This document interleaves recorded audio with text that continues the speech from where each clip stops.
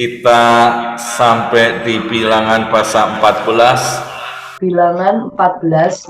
Lalu segenap umat itu mengeluarkan suara nyaring, dan bangsa itu menangis pada malam itu. Bersungut-sungutlah semua orang Israel kepada Musa dan Harun. Dan segenap umat itu berkata kepada mereka, sekiranya kami mati di tanah Mesir atau di padang gurun ini, mengapakah Tuhan membawa kami ke negeri ini, supaya kami tewas oleh pedang, dan istri serta anak-anak kami menjadi tawanan? Bukankah lebih baik kami pulang ke Mesir? Dan mereka berkata seorang kepada yang lain, baiklah kita mengangkat seorang pemimpin, lalu pulang ke Mesir. Lalu sujudlah Musa dan Harun di depan mata seluruh jemaah Israel yang berkumpul di situ. Tapi Yosua bin Nun dan Kaleb bin Yefune, yang termasuk orang-orang yang telah mengintai negeri itu, mengoyakkan pakaiannya dan berkata kepada segenap umat Israel, negeri yang kami lalui untuk diintai itu adalah luar biasa baiknya. Jikalau Tuhan berkenan kepada kita, maka Ia akan membawa kita masuk ke negeri itu dan akan memberikannya kepada kita, suatu negeri yang berlimpah-limpah susu dan madunya. Hanya jangan memberontak kepada Tuhan, dan janganlah takut kepada bangsa negeri itu, sebab mereka akan kita telan habis. Yang melindungi mereka sudah meninggalkan mereka, sedang Tuhan menyertai kita. Janganlah takut kepada mereka. Lalu segenap umat itu mengancam hendak melontari kedua orang itu dengan batu. Tapi tampaklah kemuliaan Tuhan di kemah pertemuan kepada semua orang Israel. Tuhan berfirman kepada Musa, berapa lama lagi bangsa ini menista aku? Dan berapa lama lagi mereka tidak mau percaya kepadaku? Sekalipun sudah ada segala tanda mukjizat yang kulakukan di tengah-tengah mereka. Aku akan memukul mereka dengan penyakit sampar dan melenyapkan mereka. Tetapi engkau akan kubuat menjadi bangsa yang lebih besar dan lebih kuat daripada mereka. Lalu berkatalah Musa kepada Tuhan, jikalau hal itu kedengaran kepada orang Mesir, padahal engkau telah menuntun bangsa ini dengan kekuatanmu dari tengah-tengah mereka, mereka akan bercerita kepada penduduk negeri ini, yang telah mendengar bahwa engkau, Tuhan, ada di tengah-tengah bangsa ini, dan bahwa engkau, Tuhan, menampakkan dirimu kepada mereka dengan berhadapan muka, waktu awanmu berdiri di atas mereka, dan waktu engkau berjalan mendahului mereka di dalam tiang awan pada waktu siang, dan di dalam tiang api pada waktu malam. Jadi jikalau engkau membunuh bangsa ini sampai habis, maka bangsa-bangsa yang mendengar kabar tentang engkau itu nanti berkata, oleh karena Tuhan tidak berkuasa membawa bangsa ini masuk ke negeri yang dijanjikannya dengan bersumpah kepada mereka, maka Ia menyembelih mereka di padang gurun. Jadi sekarang biarlah kiranya kekuatan Tuhan itu nyata kebesarannya, seperti yang kau firmankan. Tuhan itu berpanjangan sabar dan kasih setianya berlimpah-limpah. Ia mengampuni kesalahan dan pelanggaran, tapi sekali-kali tidak membebaskan orang yang bersalah dari hukuman. Bahkan Ia membalaskan kesalahan bapa kepada anak-anaknya, kepada keturunan yang ketiga dan keempat. Ampunilah kiranya kesalahan bangsa ini sesuai dengan kebesaran kasih setiamu, seperti Engkau telah mengampuni bangsa ini, mulai dari Mesir sampai kemari. Berfirmanlah Tuhan, aku mengampuninya sesuai dengan permintaan-Mu. Hanya demi aku yang hidup dan kemuliaan Tuhan memenuhi seluruh bumi. Semua orang yang telah melihat kemuliaanku dan tanda-tanda mukjizat yang kuperbuat di Mesir dan di padang gurun, namun telah 10 kali mencobai aku dan tidak mau mendengar suaraku, pastilah tidak akan melihat negeri yang kujanjikan dengan bersumpah kepada nenek moyang mereka. Semua yang menista aku ini tidak akan melihatnya, tetapi hambaku Kaleb, karena lain jiwa yang ada padanya, dan ia mengikuti aku dengan sepenuhnya, akan kubawa masuk ke negeri yang telah dimasukinya itu, dan keturunannya akan memilikinya. Orang Amalek dan orang Kanaan diam di lembah. Sebab itu berpalinglah besok dan berangkatlah ke padang gurun, ke arah laut Teberau. Lagi berfirmanlah Tuhan kepada Musa dan Harun, berapa lama lagi umat yang jahat ini akan bersungut-sungut kepadaku? Segala sesuatu yang disungut-sungutkan orang Israel kepadaku telah kuhidup, demikianlah firman Tuhan, bahwasanya yang seperti yang kamu katakan di hadapanku, demikianlah akan kulakukan kepadamu. Di padang gurun ini bangkai-bangkaimu akan berhantaran, yakni semua orang di antara kamu yang dicatat, semua tanpa terkecuali yang berumur 20 tahun ke atas, karena kamu telah bersungut-sungut kepadaku, bahwasanya kamu ini tidak akan masuk ke negeri yang dengan mengangkat sumpah telah kujanjikan akan kuberi kamu diam, kecuali Kaleb bin Yefune dan Yosua bin Nun. Tentang anak-anakmu yang telah kamu katakan, mereka akan menjadi tawanan, merekalah yang akan kubawa masuk, supaya mereka mengenal negeri yang telah kamu hinakan itu. Tetapi mengenai kamu, bangkai-bangkaimu akan berhantaran di padang gurun ini, dan anak-anakmu akan mengembara sebagai pengembala di padang gurun 40 tahun lamanya, dan akan menanggung akibat ketidaksetiaan sampai bangkai-bangkaimu habis di padang gurun, sesuai dengan jumlah hari yang kamu mengintai negeri itu, yakni 40 hari. 1 hari dihitung 1 tahun, jadi 40 tahun lamanya kamu harus menanggung akibat kesalahanmu, supaya kamu tahu rasanya jika aku berbalik daripadamu. Aku, Tuhan, yang berkata demikian. Sesungguhnya aku akan melakukan semuanya itu kepada segenap umat yang jahat ini yang telah bersepakat melawan aku. Di padang gurun ini mereka akan habis, dan disinilah mereka akan mati. Adapun orang-orang yang telah disuruh Musa untuk mengintai negeri itu, yang sudah pulang dan menyebabkan segenap umat itu bersungut-sungut kepada Musa dengan menyampaikan kabar busuk tentang negeri itu, orang-orang itu mati, kena tulah di hadapan Tuhan. Tetapi yang tinggal hidup dari orang-orang yang telah pergi mengintai negeri itu, hanyalah Yosua bin Nun dan Kaleb bin Yefune. Setelah Musa menyampaikan perkataan ini kepada semua orang Israel, maka bergabunglah bangsa itu dengan sangat. Dan keesokan harinya, bangunlah mereka pagi-pagi, hendak naik ke puncak gunung sambil berkata, "Sekarang kita hendak maju ke negeri yang difirmankan Tuhan itu. Memang kita telah berbuat dosa." Tetapi kata Musa, "Mengapakah kamu hendak melanggar titah Tuhan? Hal itu tidak akan berhasil. Janganlah maju, sebab Tuhan tidak ada yang dikalahkan oleh musuhmu. Sebab orang Amalek dan orang Kanaan ada di sana di depanmu, dan kamu akan tewas oleh pedang. Dari sebab kamu berbalik membelakangi Tuhan, maka Tuhan tidak akan menyertai kamu." Meskipun demikian, mereka nekat naik ke puncak gunung itu, tapi tabut perjanjian Tuhan dan Musa juga tidaklah meninggalkan tempat perkemahan. Lalu turunlah orang Amalek dan orang Kanaan yang mendiami pegunungan itu dan menyerang mereka. Kemudian orang-orang itu mencerai-beraikan mereka sampai ke Horma. Ya, ciri khas kitab Bilangan adalah umat yang memberontak Allah. Dan Bilangan pasal 14, satu narasi yang berkaitan dari Bilangan 13 tentang peristiwa ke-12 pengintai yang disuruh mengintai, namun mereka pulang dengan 10 orang membawa kabar yang busuk dan 2 orang membawa kabar yang benar.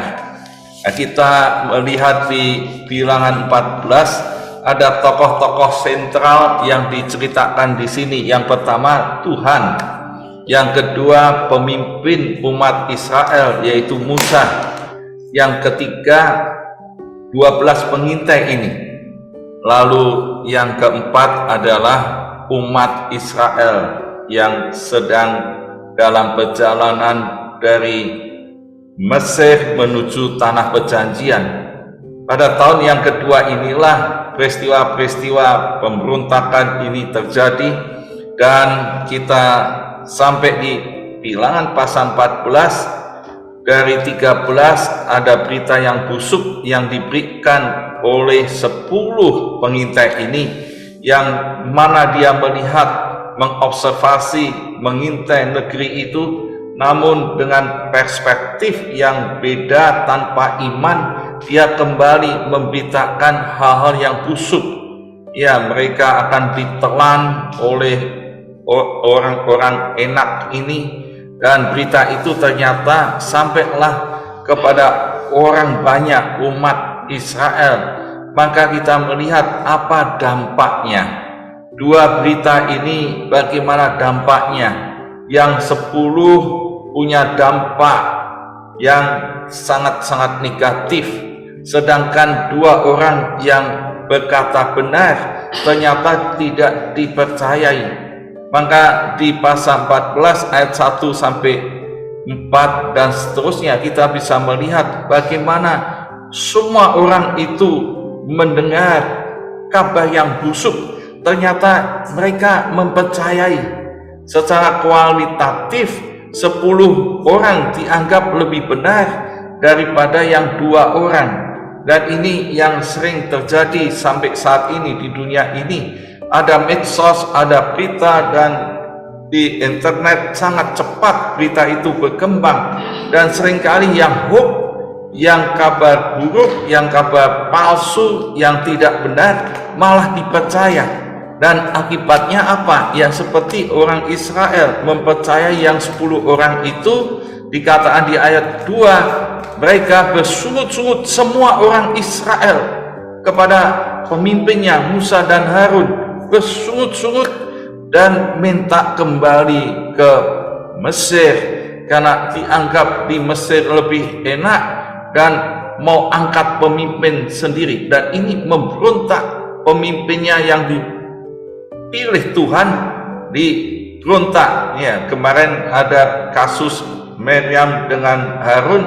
Musa pun dianggap, mengapa hanya lewat Musa Allah berfirman. Sekarang dia memberontak Allah dan mengubah pemimpin, minta diganti. Ini tidak becus, lebih baik kami semua pulang aja ke Mesir.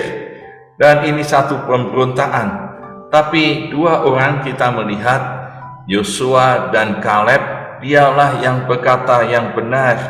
Dia katakan, negeri yang kami lalui untuk diintai itu adalah luar biasa baiknya, berlimpah-limpah susu dan madu. Tuhan akan menyertai, dan jangan takut bangsa itu, sebab akan kita telan habis. Ya, kita lihat 2 orang ini orang yang sungguh-sungguh beriman, pegang janji Tuhan. Mereka katakan yang raksasa-raksasa, yang besar-besar, yang kuat-kuat, kata 10 pengintai itu. Dari 2 orang ini dianggap itu kecil di hadapan Tuhan. Kalau Tuhan menyertai, kita telan habis. Dengan melihat ini kita lihat kata-kata iman kedua orang ini, kata-kata yang benar sesuai dengan firman Tuhan. Dia bisa melihat masalah itu yang besar jadi kecil karena Tuhan menyertai. Dan ini kata-kata yang benar. Tapi sayang, ternyata yang benar seringkali tidak diterima. Yang busuk, yang palsu, yang mencelakakan seringkali bisa diterima. Dan kita melihat ini dampaknya, semua orang bersungut-sungut. Dan Tuhan mendengar ini. Kita tahu bahwa di ayat 11 sampai dengan ayat yang ke-19 bagaimana ya dialog Tuhan dengan Musa melihat bangsa yang memberontak ini, bangsa yang mendengar kabar buruk dan akhirnya memberontak pada Tuhan. Ayat 11 Tuhan berfirman pada Musa, berapa lama lagi bangsa ini menista aku? Berapa lama lagi mereka tidak percaya kepadaku? Sekalipun sudah segala tanda mujizat kulakukan di tengah-tengah mereka, mereka tidak belajar dari pengalaman bahwa mujizat Tuhan sudah ada di tengah-tengah mereka, tapi tetap aja karena kabar busuk ini membuat mereka memberontak Tuhan. Dan orang-orang yang memberontak Tuhan ciri-cirinya jelas, tidak percaya akan janji Tuhan, tidak percaya kepada Tuhan. Namun kita melihat satu pemimpin, tokoh yang kedua, kita melihat ini yaitu Musa. Musa ini pemimpin yang penuh kasih, melihat bangsanya yang akan dihukum Tuhan dan akan dilenyapkan Tuhan dengan penyakit sampar. Musa ini berkata pada Tuhan, jikalau hal ini kedengaran pada orang Mesir, maka engkau akan telah menuntun bangsa ini dengan kekuatanmu, dan dari tangan mereka akan bercerita pada penduduk ini bahwa Tuhan yang ada di tengah-tengah bangsa ini, bahwa engkau telah menampakkan diri, dan seterusnya kita melihat di ayat 15, jadi engkau membunuh bangsa ini sampai habis, maka bangsa-bangsa akan mendengar kalau kabar tentang engkau itu nanti berkata, oleh karena Tuhan tidak berkuasa membawa bangsa itu masuk ke negeri yang dijanjikannya. Musa mengusulkan, Tuhan, kalau bangsa ini dihukum semua, nanti Mesir akan melihat ternyata Tuhan yang berkuasa itu tidak mampu membawa bangsa itu ke negeri yang dijanjikan. Dan sekarang Musa kembalikan pada eksistensi Allah. Tuhan itu berpanjang sabar dan kasih setianya berlimpah-limpah. Ampunilah kiranya kesalahan bangsa ini sesuai dengan kebesaran kasih setianya Tuhan. Dan ini kita melihat betapa baiknya seorang pemimpin yang namanya Musa. Waktu dicela, waktu dikritik Maryam dengan Harun, dia diam saja.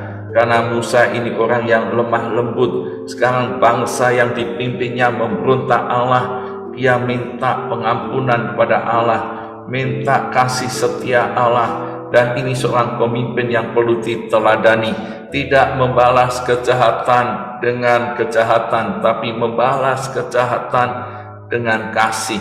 Ya, seringkali ada kritik, ada cemooh, ada yang jahat muncul, biarlah kasih Allah ada pada kita semuanya. Dan ini seorang pemimpin, dan kita melihat akibatnya. Dari peristiwa ini ternyata Tuhan itu Tuhan yang adil, Tuhan itu Tuhan yang tidak kompromi terhadap orang yang berdosa. Tuhan tidak ada yang jelek, itu tetap aja ada akibatnya. Apa yang terjadi akibatnya? Tuhan katakan begini, semua orang yang telah melihat kemuliaanku dan tanda-tanda mujizat yang kubuat di Mesir dan di padang gurun, namun telah 10 kali mencobai aku dan tidak mau mendengarkan suaraku, pastilah dia akan melihat negeri yang kujanjikan. Ya, pastilah mereka dikatakan dia akan mati di padang gurun ini, dan akibatnya sangat ngeri, yaitu 1 hari dihitung 1 tahun, maka dia akan kena hukuman 40 tahun, akan menanggung akibat ketidaksetiaan sampai bangkai-bangkai habis di padang gurun. Itu di ayat 33, 40 hari, yaitu 1 hari dihitung 1 tahun. Jadi 40 tahun lamanya kamu harus menanggung akibat kesalahannya, supaya kamu tahu rasanya. Jadi jika aku berbalik daripadamu, ini akibatnya sangat fatal. Ya, akibatnya sangat fatal, dan mereka habis.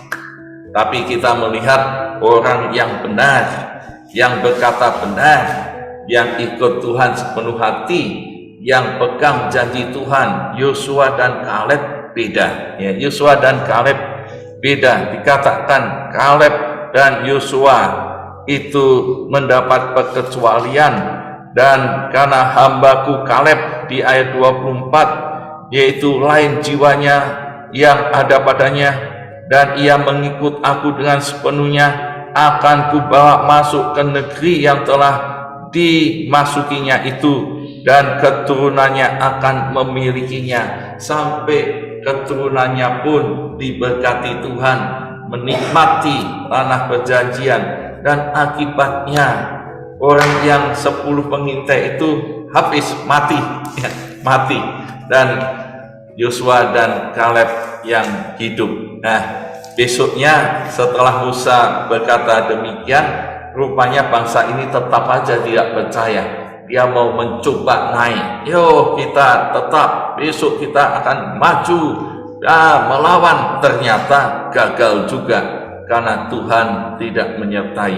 Nah, saudara, kita melihat dari narasi ini pelajaran-pelajaran yang kita bisa jelas melihat di sini bahwa Tuhan itu berkenan pada orang yang berkata benar sesuai janjinya, mereka yang bawa kabar buruk busuk yang berdampak orang melawan janjinya berakibat fatal.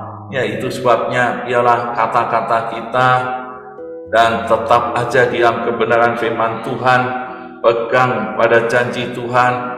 Dan kita tahu kalau kabar busuk ini bisa mengakibatkan orang lain ya dihukum dan mati. Ini sebabnya kita perlu hati-hati. Aplikasinya kita bisa pegang hari ini.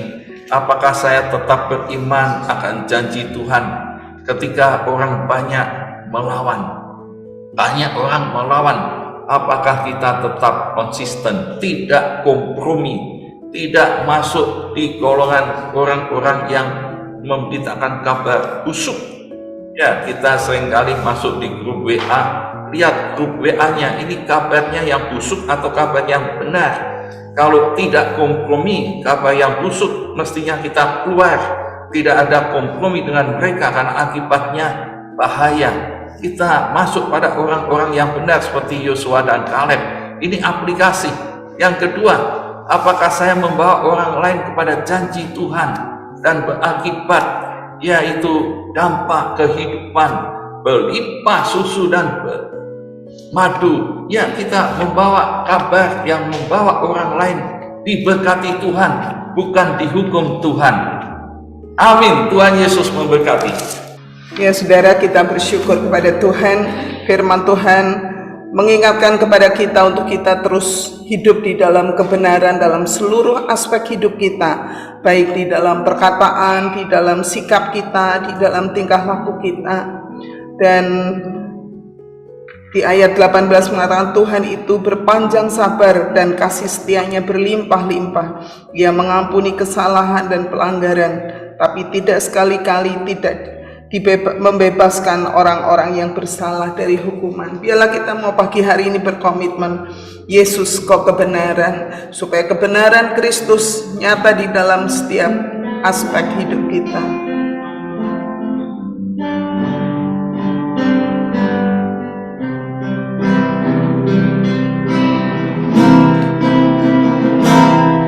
Yesus kau kebenaran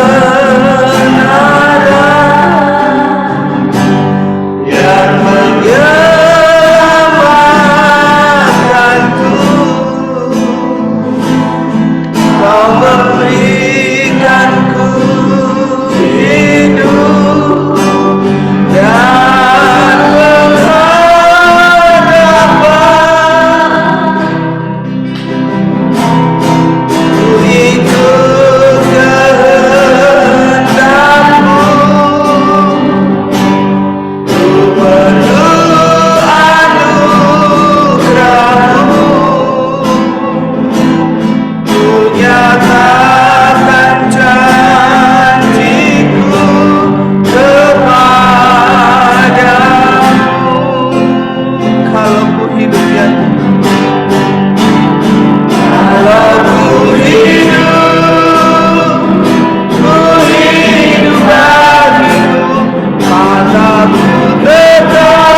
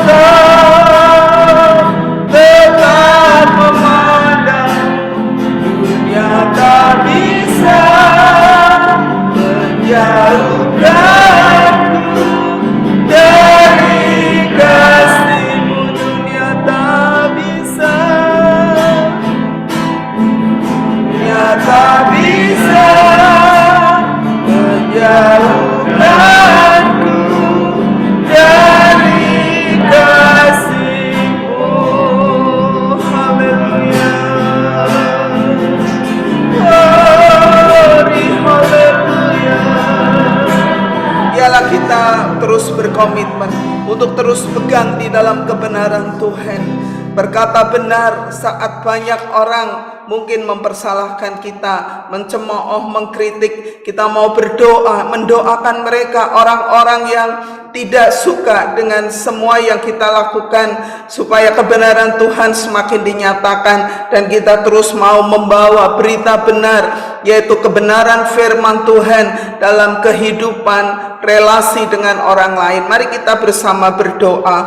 Bapa di surga, kembali firman Tuhan mengingatkan kepada saya Tuhan, untuk selalu hidup benar di hadapan Tuhan, berpegang kebenaran, berkata benar Tuhan. Ketika orang-orang mencemooh, ketika orang-orang lain Tuhan mengkritik atau tidak suka dengan kami, Tuhan, kami berdoa, ampunilah mereka, biarlah mereka boleh bertobat dari cara hidup yang sia-sia, supaya mereka juga Tuhan hidup di dalam kebenaran firman Tuhan, mengatakan kebenaran dan mengenal kebenaran, dan hidup terus-menerus memuliakan Tuhan. Kami berdoa biar Roh Kudus terus bekerja. Terima kasih Tuhan, terima kasih Tuhan, terima kasih.